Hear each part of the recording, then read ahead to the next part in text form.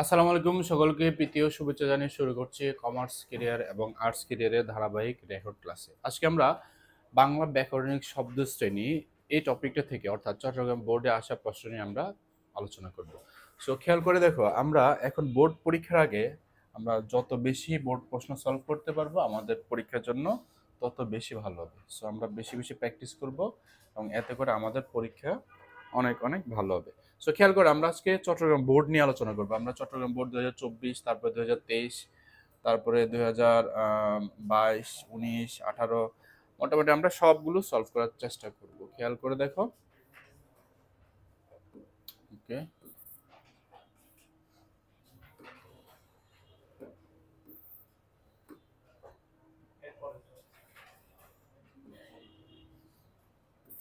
ওকে। তো দেখো, আমাদের এই প্রশ্নটা দেখো, চট্টগ্রাম বোর্ড 2024 সালের প্রশ্নটা প্রথমটা কি লেখা আছে যে বিপদ কখনো একা আসে না। এখন আমাদেরকে এই শব্দগুলো থেকে ব্যাকরণিক শব্দ শ্রেণী বের করতে হবে। মানে এইভাবে শব্দটা নিচে আন্ডারলাইন করা থাকবে এবং তোমাকে বলবে যে এটা মূলত কোন পদ, এটা তোমাকে বের করতে হবে। ঠিক আছে? তো এখন দেখো, আমাদের এই বিপদ এই শব্দটার নিচে মূলত আন্ডারলাইন করা ছিল। তা আমরা কি করব, আমরা যখন একটা শব্দকে যখন আমরা কি দিয়ে প্রশ্ন করব, তখন কিন্তু আমরা একটা শব্দকে যখন আমরা কি দিয়ে প্রশ্ন করব তখন আমরা বিশেষ্য পাবো। আমরা কি দিয়ে প্রশ্ন করলে কি পাবো? বিশেষ্য পাবো।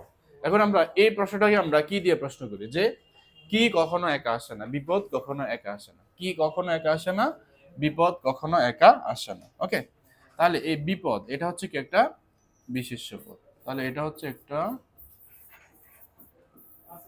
বিশেষ্য পদ। তাহলে কি কখনো একা আসে না, বিপদ কখনো একা আসে না। তাহলে এটা হচ্ছে একটা বিশেষ্য পদ। এরপরে খেয়াল করো, 2 নম্বর প্রশ্নটা, বাহ আমাদের মেয়েরা দারুণ খেলেছে।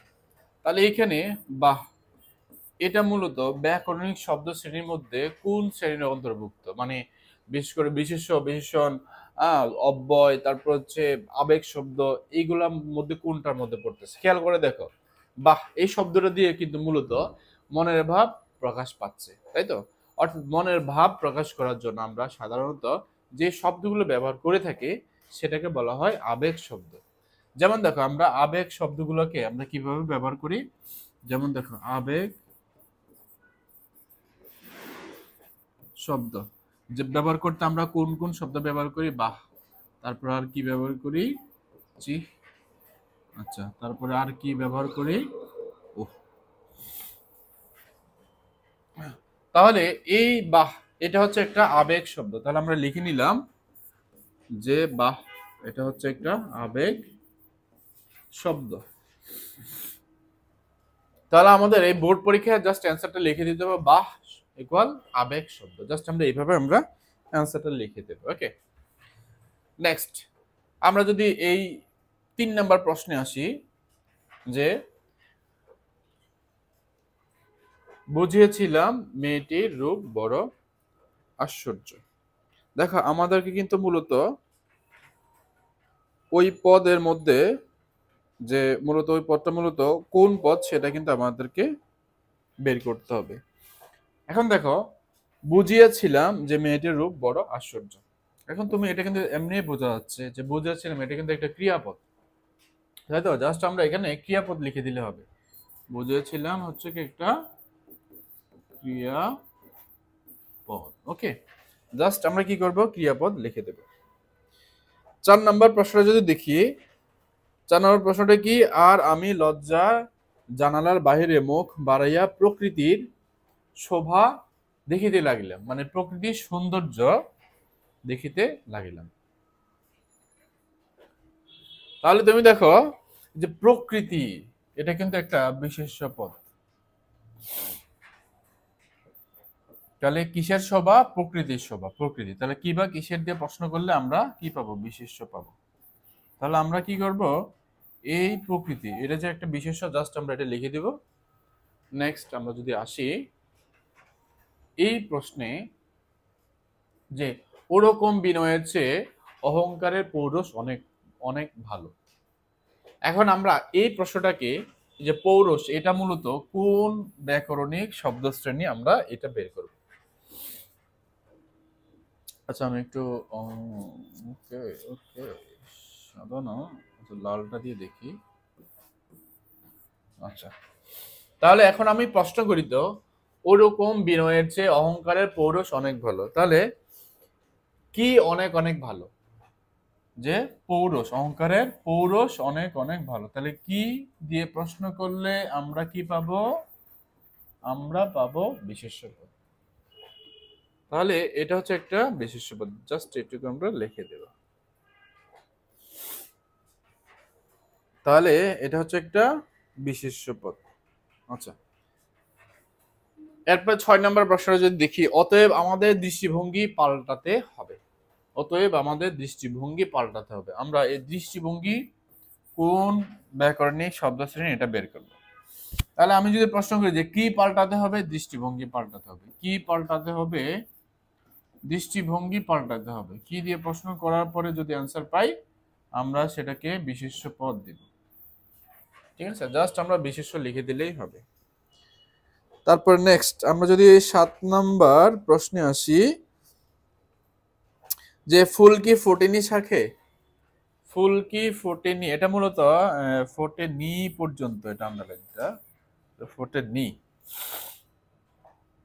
এখন মনে রাখবা, কোন ক্রিয়ার পরে যদি এটা লিখে রাখে এইভাবে, যে ক্রিয়া প্লাস যদি ক্রিয়ার পরে যদি না থাকে, নি থাকে, হ্যাঁ নেই থাকে, নাই থাকে, কোন ক্রিয়ার পরে যদি কি থাকে, না থাকে, নি থাকে, নেই থাকে, নাই থাকে। দেখো ফোটে হচ্ছে একটা ক্রিয়া, এখন এই ক্রিয়ার পরে কিন্তু একটা নি, তাহলে আমরা এখানে একটা নিয়ম শিখলাম যে ক্রিয়ার পরে যদি না বা না বোধক শব্দগুলো থাকে, তখন সেটাকে বলা হয়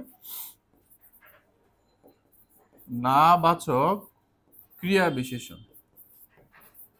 না বাচক ক্রিয়া বিশেষণ। তাহলে ফোটেনি এটা হচ্ছে একটা মূলত না বাচক ক্রিয়া বিশেষণ। তাহলে এটা কি লিখবো আমরা? না বাচক ক্রিয়া বিশেষণ। ক্রিয়া বিশেষণ। তাহলে আমরা জাস্ট এটা লিখে দেব না বাচক ক্রিয়া বিশেষণ। তাহলে আমরা এটা কিভাবে বুঝবো? ক্রিয়ার পরে যদি না বোধক শব্দ থাকে, তাহলে আমরা সেটাকে আমরা দিব না বাচক ক্রিয়া বিশেষণ। ওকে, আমরা যদি 8 নাম্বার প্রশ্নটা দেখি, যে কিন্তু উত্তেজনায় উঠে বসলাম। ওকে, এখানে মূলত, আচ্ছা আমি একটু ইরেজার দিয়ে এটাকে মুছে ফেলি, তাহলে আমরা এটা লিখতে পারবো এখানে।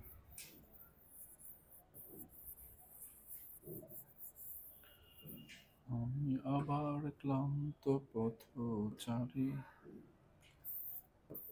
দেখো উঠে বসলাম,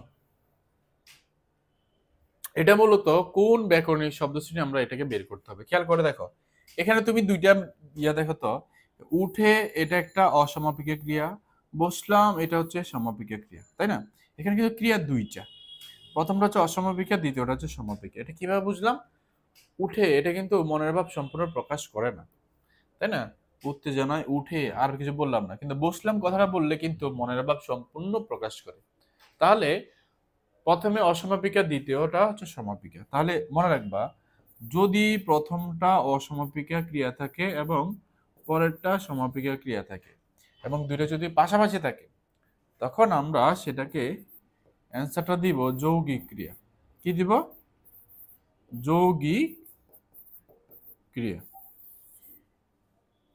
তাহলে উঠে বসলাম, আমরা এটা অ্যান্সারটা কি লিখবো? যৌগিক ক্রিয়া।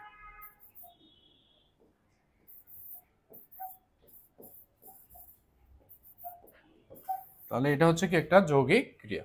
তাহলে জাস্ট আমরা এটুকু লিখে দেব।